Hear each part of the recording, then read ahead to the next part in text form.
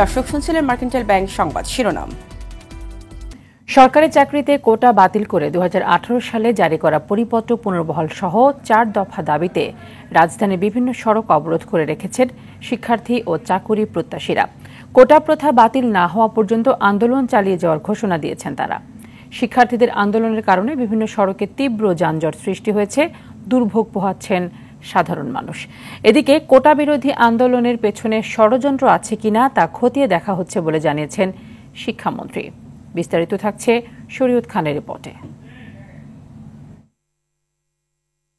পূর্ব ঘোষিত বাংলা ব্লকেট কর্মসূচি পালনে দুপুরের পর থেকেই রাস্তায় নামে আন্দোলনকারীরা। বিকাল 3টার দিকে বৈষম্য বিরোধী ছাত্র আন্দোলন ব্যানারে ঢাকা বিশ্ববিদ্যালয় গ্রন্থাগারের সামনে থেকে মিছিল নিয়ে শাহবাগ মোড় অবরোধ করে শিক্ষার্থীরা। আপনি তো এখানে আন্দোলনে এসেছেন না? প্রতিবন্ধী এবং যারা একবারে পিছিয়ে পড়া জনগোষ্ঠী তাদের বাদে সকল ধরনের যে আমাদের কোটা আছে সেটা যাতে বিলুপ্ত ঘটে, আমরা সেই জন্যই আসছি। এই কোটার শিকল আমরা জর্জরিত। আজকে সরকারি চাকরিতে আমরা যাইতে পারি না, আজকে মেধা আবদ্ধ এই কোটা নামক এই কারাগারে। পপুলেশনের 0.3%-এর জন্য এখন 30% কোটা, এটা তো কোনোভাবেই আসলে ন্যায়সঙ্গত না। সুবিধা বঞ্চিতদের সুবিধা দিতে গিয়ে আমাদেরকেই যদি সুবিধা বঞ্চিত করে ফেলে তাহলে এটা কেমন করে যৌক্তিক হয় আমার মাথায় গোলায় না। এর আগে দুপুর 2টার পর থেকে সায়েন্স ল্যাবরেটরি মোড়ে অবস্থান নেয় ঢাকা কলেজের ছাত্ররা। এছাড়া রাজধানীর নীলক্ষেত, চানখারপুল মোড়, বাংলা মোটর সহ বিভিন্ন সড়ক অবরোধ করে আন্দোলনকারীরা। শিক্ষার্থীদের আন্দোলনের কারণে রাজধানী জুড়ে তীব্র যানজট সৃষ্টি হয়েছে, এতে দুর্ভোগে পড়েছেন সাধারণ মানুষ। শিক্ষার্থীদের কোটা বিরোধী আন্দোলন নিয়ে সন্দেহ প্রকাশ করেছেন শিক্ষামন্ত্রী মহিবুল হাসান চৌধুরী নওফেল। ঢাকা রিপোর্টার্স ইউনিটিতে এসএসসি এইচএসসি কৃতি শিক্ষার্থীদের সংবর্ধনা অনুষ্ঠানে একথা বলেন শিক্ষামন্ত্রী।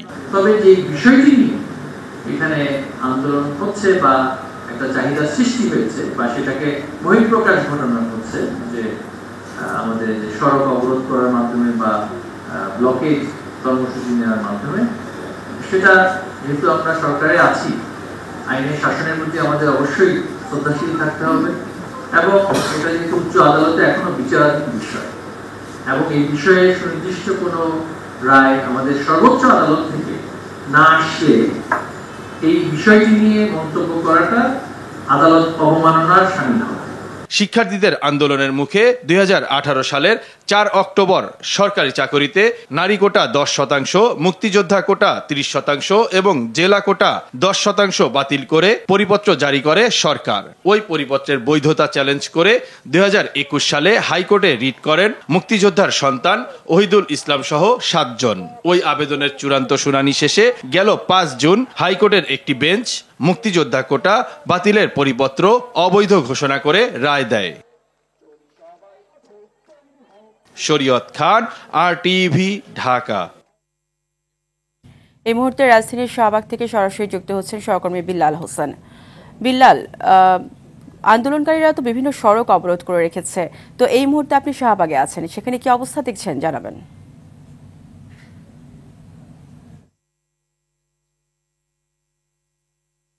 বাতিলের প্রতিবাদে কিন্তু শিক্ষার্থীদের আন্দোলনের আজকে কিন্তু চতুর্থ দিন আজকের যে কর্মসূচি সেটা হচ্ছে যে বাংলা ব্লকেটের যে কর্মসূচিতে কিন্তু বলা যায় যে সারাদিন ব্যাপী যে রাজধানীর যে সকল সড়ক রয়েছে সেই সড়ক বলা যায় যে অচল হয়ে পড়েছে। আমি এই মুহূর্তে আছি যে রাজধানীর শাহবাগ এলাকায় কিন্তু শাহবাগ যে মোড় রয়েছে সেই মোড়টি কিন্তু অবরোধ করে শিক্ষার্থীরা কিন্তু তারা বিক্ষোভ করছেন। পাশাপাশি আপনাদেরকে আমরা আরেকটি তথ্য দিয়ে রাখি যে এই বাংলা মোটর থেকে শুরু করে কারওয়ান বাজার, সায়েন্স ল্যাব, এদিকে হচ্ছে আপনার চানখারপুল, সব জায়গায় কিন্তু আসলে প্রত্যেকটি যে প্রধান যে জায়গায় রয়েছে সেখানে কিন্তু শিক্ষার্থীরা তাদের অবস্থান নিয়ে কিন্তু তাদের যে বিক্ষোভ তারা সেটি কিন্তু পালন করছে। ফলে কিন্তু যে সাধারণ যে পথচারী রয়েছে, সাধারণ যে মানুষ রয়েছেন, অফিসগামী মানুষ রয়েছেন, সবার কিন্তু একটি দুর্ভোগ বলা যায় যে অনেকটা চরমে। কারণ সেই এখানে যে শাহবাগ মোড়টি অবরোধ করা হয়েছে বেলা 3:30 নাগাদ, তারপরে কিন্তু আসলে ইন্টারকন্টিনেন্টাল হোটেলের যে মোড়টি রয়েছে সেখানেও, তারপর হচ্ছে বাংলা মোড়, সেগুলো কিন্তু অবরোধ করেছে। ফলে কিন্তু এই বলা যায় যে এই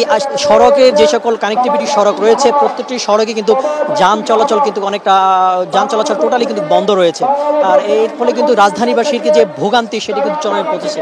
আর আমরা কিন্তু এখানে শিক্ষার্থীদের সাথে কথা বলেছি, তারা যেটি বলছেন যতক্ষণ পর্যন্ত যে কোটা সংস্কারে যেই তাদের যে দাবিটি সেটি যতক্ষণ পর্যন্ত সেই দাবি মানে না হবে ততক্ষণ পর্যন্ত তাদের কিন্তু আন্দোলন চলে যাবে। তাই আমরা জানি গতকালকে কিন্তু শাহবাগ মোড় 3টার দিকে অবরোধ করলেও শিক্ষার্থীরা কিন্তু বেলা 5টা নাগাদ অবরোধটি কিন্তু ছেড়ে দিয়েছে। কিন্তু আজকে এখন পর্যন্ত আমরা বিভিন্ন জনের সাথে কথা বলে যেটি জানতে পেরেছি, তারা যেটি বলছেন যে হয়তো রাত 9টা পর্যন্ত তাদের এই অবরোধ কর্মসূচি থাকতে পারবে।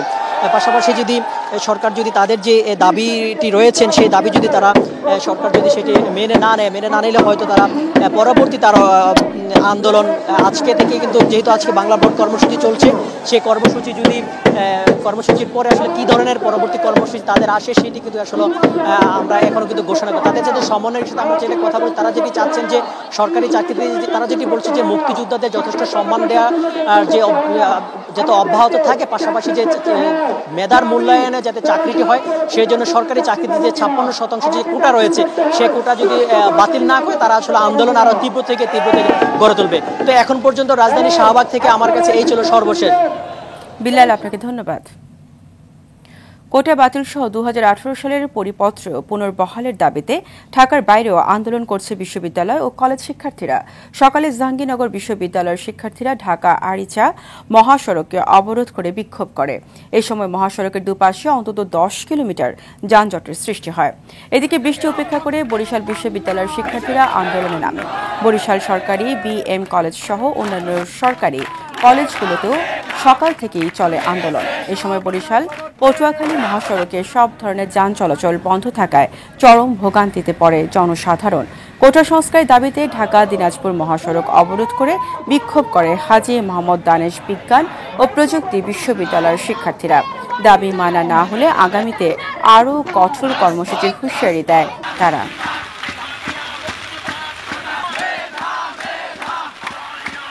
যে যৌক্তিক সংস্কারের দাবি, আমাদের বৃষ্টি ঝড় বাদলা উপেক্ষা করে আমাদের এই আন্দোলন চলে যাবে।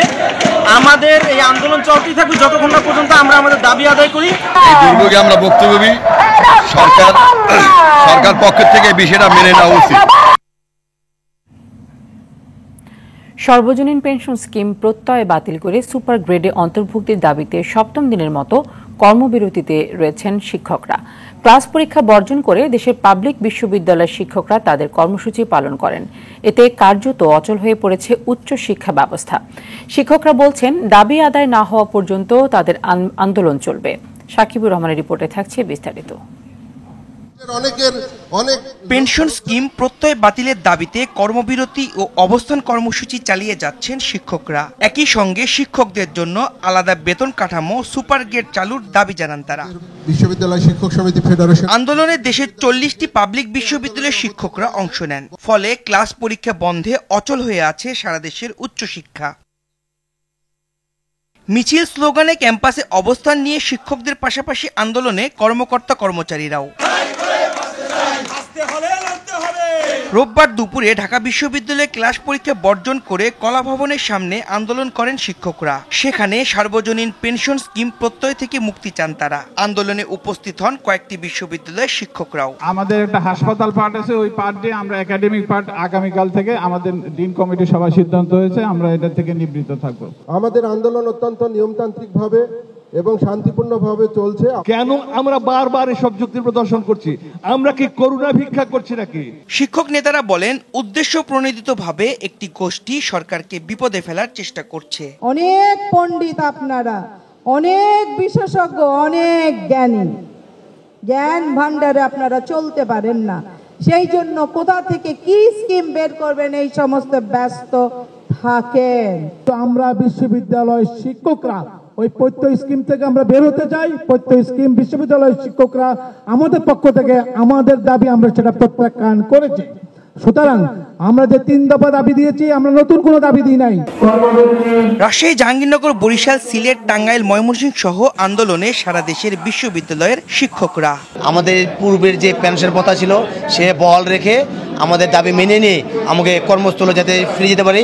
বিশ্ববিদ্যালয় ফেডারেশন নির্দেশে আমরা আরো কঠোর কর্মসূচিতে যেতে বাধ্য হব। গেল 1 জুলাই থেকে ক্লাস পরীক্ষা বর্জন করে প্রত্যয় স্কিম, পেনশন কাঠামো বাতিলের আন্দোলন করে আসছেন শিক্ষকরা। সাকিবুর রহমান, RTV, ঢাকা। কোটা ও শিক্ষকদের আন্দোলনে ভর করেছে বিএনপি, তবে তাতে কোনো লাভ হবে না। এই কথা জানিয়ে আওয়ামী লীগের সাধারণ সম্পাদক ওবায়দুল কাদের বলেছেন, শিক্ষকদের বিষয়টি গভীরভাবে পর্যবেক্ষণ করছে সরকার। সকালে সচিবালয়ে শুদ্ধাচার পুরস্কার প্রদান অনুষ্ঠানে এসব কথা বলেন তিনি। জানান, শিক্ষকদের সঙ্গে তাদের সার্বক্ষণিক যোগাযোগ রয়েছে, শিগগিরই সমস্যার সমাধান হবে। দীপ্তচন্দ্র পালের রিপোর্ট। সচিবালয়ে সড়ক পরিবহন ও মহাসড়ক বিভাগের কর্মকর্তা কর্মচারীদের শুদ্ধাচার পুরস্কার অনুষ্ঠানে যোগ দেন সেতুমন্ত্রী ওবায়দুল কাদের। এ সময় কোটা নিয়ে শিক্ষার্থীদের আন্দোলন প্রসঙ্গে সেতুমন্ত্রী জানান, কোটার সিদ্ধান্ত সরকারের নয়। শিক্ষার্থীরা যে বিষয় আন্দোলন করছে এই সিদ্ধান্ত তো সরকারেরই ছিল, চলমান। আমরা তো এই সিদ্ধান্ত দিয়েছে আদালত। তারপর আমরা আমাদের দেশের ব্যাপার, শিক্ষা প্রতিষ্ঠান, আমরা পরিস্থিতি পর্যবেক্ষণ করছি।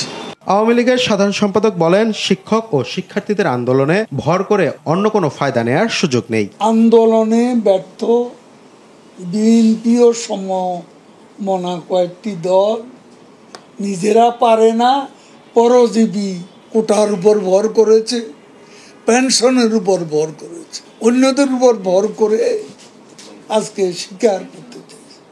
তো তারা স্বপ্ন দেখছে তো দিদার।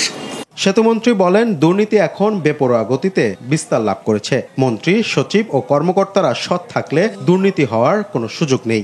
দুর্নীতি এমন একটা বিষয় বেপরোয়া গতিতে বিস্তার লাভ করে। দুর্নীতির জন্য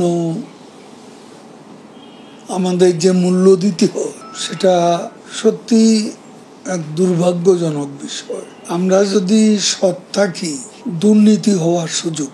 সেতুমন্ত্রী জানান, নতুন মেগা প্রকল্প নেয়ার মতো অর্থ নেই। চলমান মেগা প্রকল্পগুলোতে দুর্নীতি হয়নি, বরং এগুলো থেকে অর্থ বাঁচানো হয়েছে। সচিব মহোদয়কে বলেছে। দীপ্তচন্দ্র পাল, RTV, ঢাকা। প্রধানমন্ত্রী শেখ হাসিনা বলেছেন, উচ্চ আদালতের রায় অমান্য করে কোটা বিরোধী আন্দোলন ঠিক নয়। আন্দোলনের নামে সময় নষ্ট করার যৌক্তিকতা নেই। দুপুরে গণভবনে যুব মহিলা লীগের প্রতিষ্ঠা বার্ষিকীর অনুষ্ঠানে এসব কথা বলেন তিনি।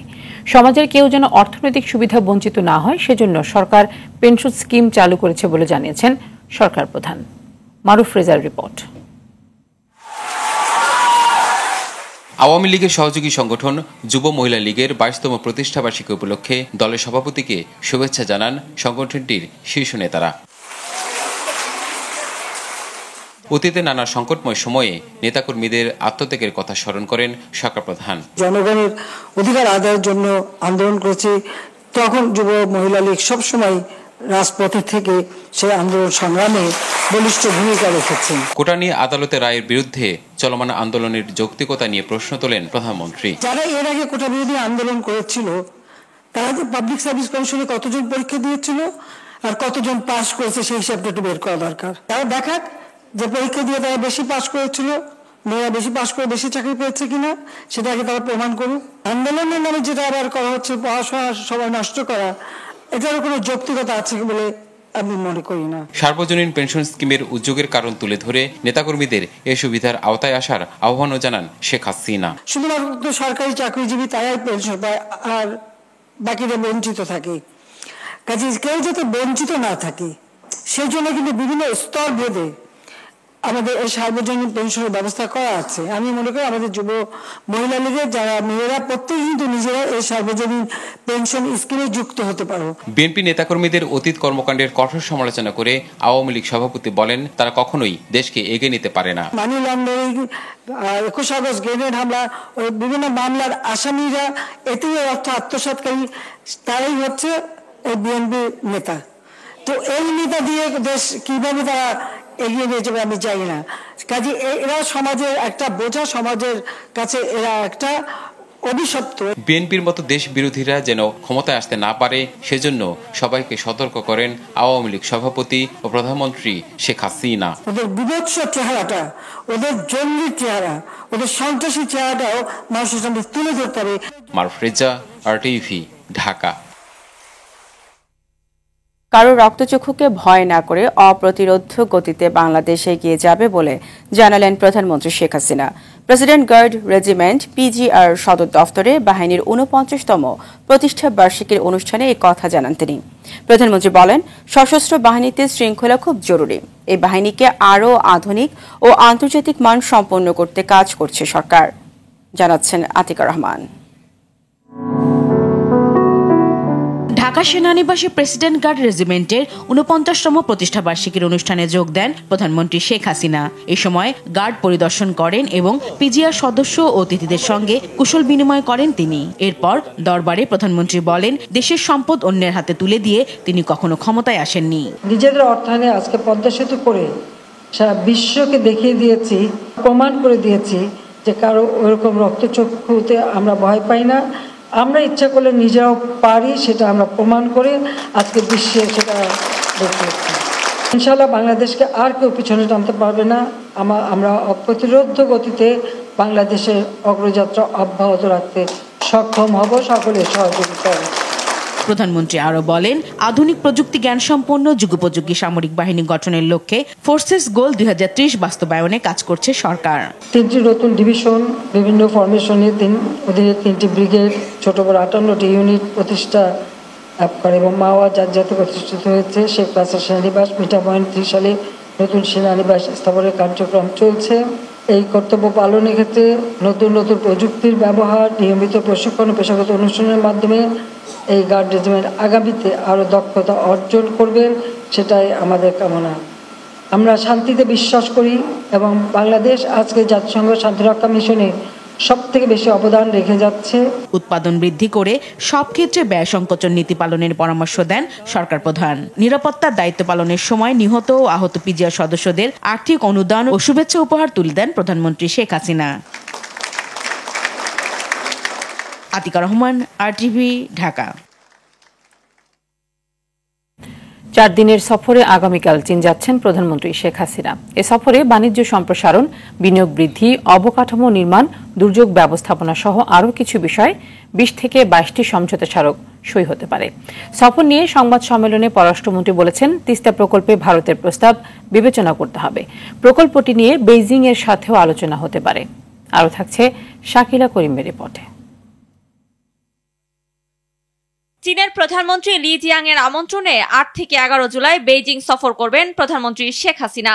10 জুলাই চীনের প্রেসিডেন্ট শি জিনপিং এর সাথে দ্বিপক্ষীয় বৈঠক অনুষ্ঠিত হবে। চায়নার সাথে আমাদের সম্পর্ক অত্যন্ত গভীর।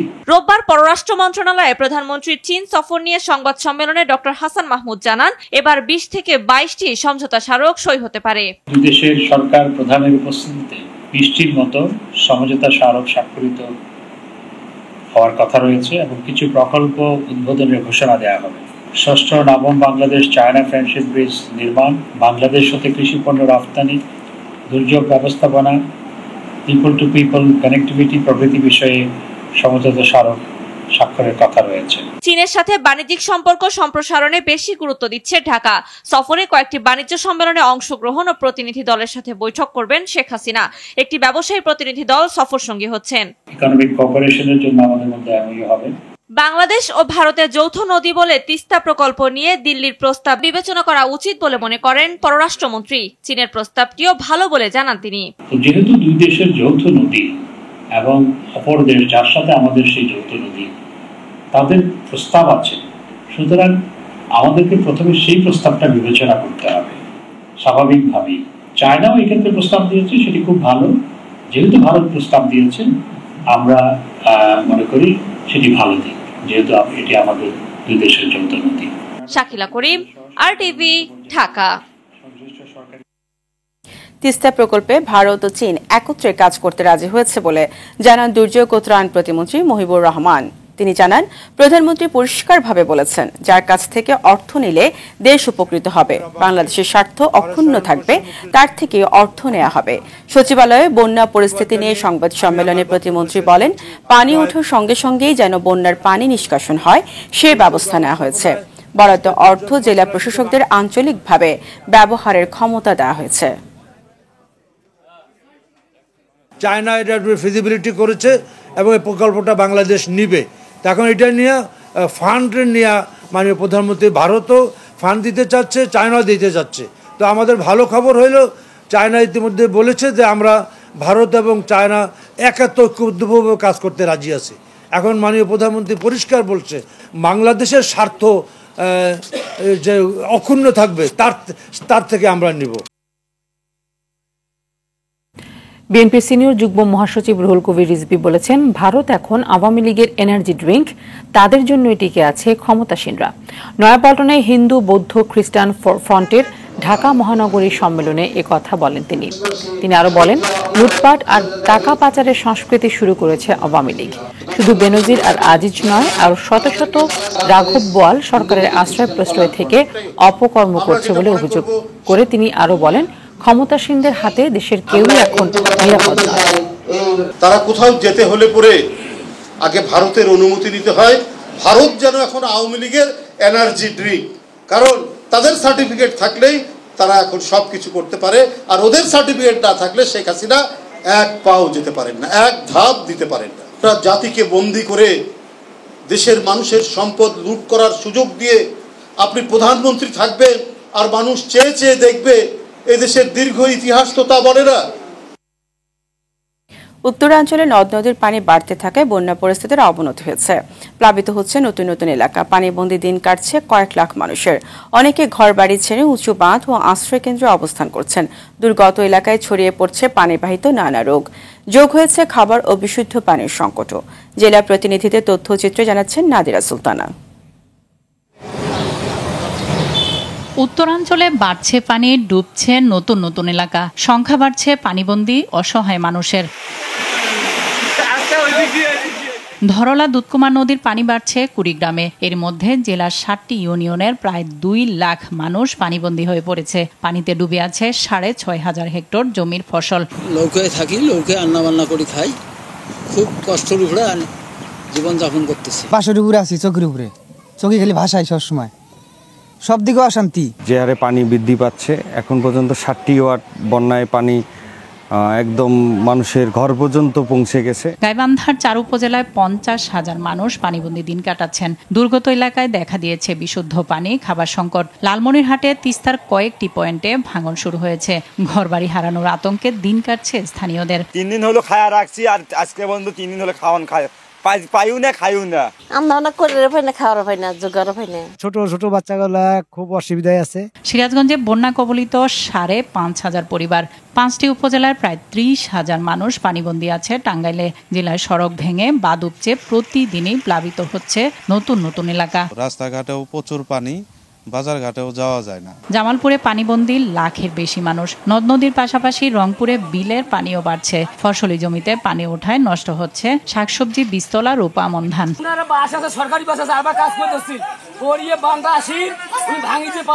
মৌলভীবাজারে 5 উপজেলায় দীর্ঘস্থায়ী বন্যায় রূপ নিয়েছে। এতে 3 লাখের বেশি মানুষ মানবেতর জীবনযাপন করছেন। এখন আমরা কিটা করব, আমরা কষ্ট বুক, আপনারা আমরা যাইতেও পারি না, কিছু করতে পারি না, সবারই ঘরে ঘরে জল ঢুকছে, কেউ বাইরে পারে না। টানা বৃষ্টিতে পঞ্চগড় পৌর এলাকায় জলাবদ্ধতার সৃষ্টি হয়েছে। ভোগান্তিতে পড়েছে প্রায় 5 শতাধিক পরিবার। আমি একজন কাউন্সিলর হিসেবে আমি আমার নিজের ব্যর্থতা এড়াইতে পারি না। নাদিরা সুলতানা, RTV। ঢাকার বাইরে আশঙ্কাজনক হারে বাড়ছে ডেঙ্গু আক্রান্তের সংখ্যা। গেল বছরের তুলনায় ঢাকার বাইরে আক্রান্তের হার প্রায় 3 গুণ। বিশেষজ্ঞরা বলছেন, সেপ্টেম্বর এবং অক্টোবর মাসে বাড়বে ডেঙ্গুর ভয়াবহতা। ইউনিয়ন ও পৌরসভার সক্ষমতা বাড়ানোর পাশাপাশি নিতে হবে দীর্ঘমেয়াদী পরিকল্পনা। রফিকুল ইসলামের ধারাবাহিক রিপোর্টের আজ থাকছে দ্বিতীয় পর্ব। করোনা মহামারীর পর দেশে এখন নতুন আতঙ্কের নাম ডেঙ্গু। একসময়ের ঢাকার রোগ হিসেবে পরিচিত এই ব্যাধি ছড়িয়ে পড়েছে দেশ জুড়ে। গেল 2 দশকে ডেঙ্গু নিয়ন্ত্রণে রাজধানীতে কিছুটা সক্ষমতা বাড়লেও জেলা শহরগুলোর চিত্র উদ্বেগজনক। বিশেষ করে ইউনিয়ন ও পৌরসভা পর্যায়ে এডিস মশা নিয়ন্ত্রণের সক্ষমতা নেই বললেই চলে। আমাদের কোনো ওষুধ টষুধ কোনো সিডায় না, কোনো কিছু না। পর্যন্ত আমার সামনে কোনো মশার ওষুধ দেওয়া পড়ছে না, আমি দেখি নাই। মশার উৎপত্তির লাগে তো আর যন্ত্রণা আর সহ্যই করেন জানা। বছর খানাকে একদিন দেখছিলাম যে ববু করে কি স্প্রে মারে পিতাইছিন, অপ্রতুল লোকবল ও যন্ত্রপাতি দিয়ে কোনো রকম সেবা দিয়ে যাওয়া স্থানীয় সরকারের প্রতিষ্ঠানগুলোর কাছে ডেঙ্গু সামাল দেয়া রীতিমতো চ্যালেঞ্জিং।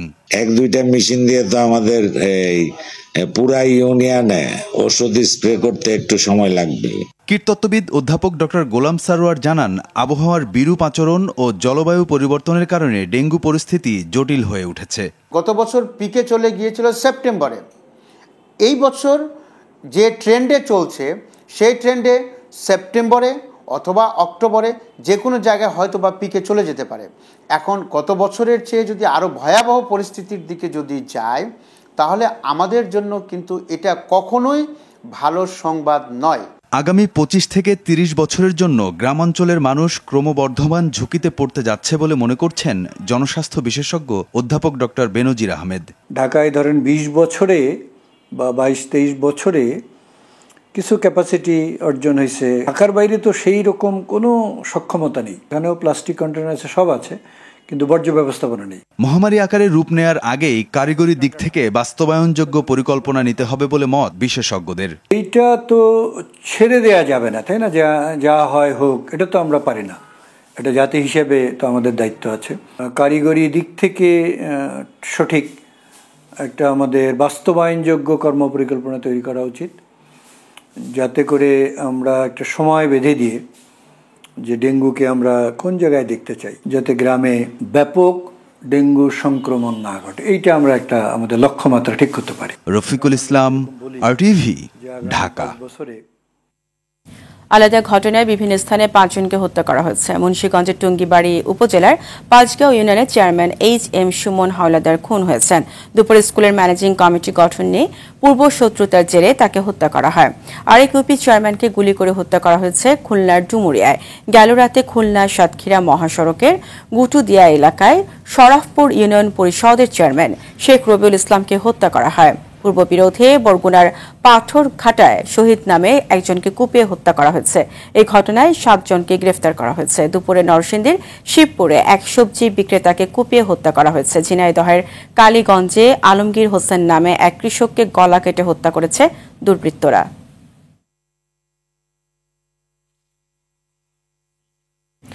রাজধানীর মিরপুরে কমার্স কলেজের 11 শ্রেণীর শিক্ষার্থী জুবায়ের হাসান রাফিদকে কুপিয়ে হত্যা করেছে দুর্বৃত্তরা। গেল রাতে কমার্স কলেজের পাশে হাউজিং অ্যান্ড সেটেলমেন্ট কোয়ার্টারে এই ঘটনা ঘটে। খবর পেয়ে কলেজের পাশ থেকে শিক্ষার্থীর রক্তাক্ত মরদেহ উদ্ধার করে পুলিশ। এ ঘটনায় রাজিন নামের এক সহপাঠীকে দায়ী করছেন নিহতের স্বজনরা। অর্থ পাচার ও অবৈধ সম্পদ অর্জনের অভিযোগে পুলিশের সাবেক মহাপরিদর্শক বেনজির আহমেদের দুদকের অনুসন্ধান শেষ পর্যায়ে বলে জানিয়েছেন আইনজীবী খুরশেদ আলম খান। তিনি জানান, অনুসন্ধান শেষে হলে কমিশনের কাছে প্রতিবেদন দাখিল করা হবে, এরপর কমিশন সিদ্ধান্ত নেবে। দুদক আইনজীবী বলেন, বেনজির আহমেদ ও তার পরিবারের বিরুদ্ধে সম্পদ বিবরণী নোটিশ জারির সিদ্ধান্ত নেওয়া হয়েছে। এর জন্য 21 দিনের সময় দেওয়া হয়েছে। এছাড়া একের পর এক দুর্নীতির ঘটনায় এনপিআরকে ঢেলে সাজানো উচিত বলে মন্তব্য করেন খুরশেদ আলম খান। বিমান বাহিনী প্রধান এয়ার মার্শাল হাসান মাহমুদ খানের পদমর্যাদা এয়ার মার্শাল থেকে এয়ার চিফ মার্শাল পদে উন্নীত করা হয়েছে। গণভবনে প্রধানমন্ত্রীর উপস্থিতিতে সেনাবাহিনীর প্রধান জেনারেল ওয়াকারুজ্জামান এবং নৌবাহিনী প্রধান অ্যাডমিরাল এম নাজমুল হাসান বিমান বাহিনী প্রধানকে air chief marshal rank badge পরিয়ে দেন। এ সময় সামরিক কর্মকর্তা ও বেসামরিক ঊর্ধ্বতন কর্মকর্তারা উপস্থিত ছিলেন। র্যাঙ্ক ব্যাজ পরিধান শেষে বিমান বাহিনীর সদর দফতরে এসে পৌঁছলে বিমান বাহিনী প্রধানকে গার্ড অব অনার দেওয়া হয়।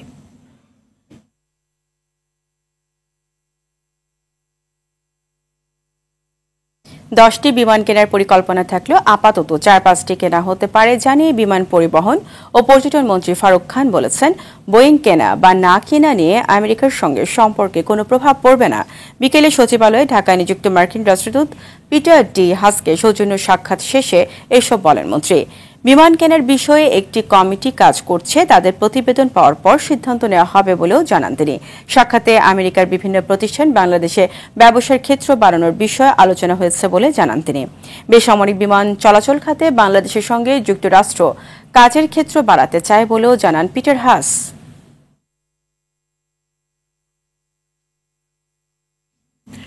ময়মনসিংহে Joy Bangla youth award divisional meet হয়েছে। বিকেলে নগরী ওয়েলফেয়ার স্কুল মিলনায়তনে এর আয়োজন করে centre for research and information CRI এর তারুণ্যের প্ল্যাটফর্ম ইয়াং বাংলা। এ সময় বিভিন্ন যুব সংগঠনের প্রতিনিধিরা পর্যায়ক্রমে নিজ সংগঠনের লক্ষ্য ও উদ্দেশ্য সবার সামনে তুলে ধরেন। অনুষ্ঠানে সামাজিক অন্তর্ভুক্তি, সৃজনশীল সংস্কৃতি, ক্রীড়া ও সুস্থতা, শিক্ষা ও কর্মসংস্থান, পরিবেশ ও জলবায়ু, উদ্ভাবন ও যোগাযোগ 6টি ক্যাটাগরিতে 3 শতাধিক উদ্যোক্তা ও সংগঠন রেজিস্ট্রেশন করে।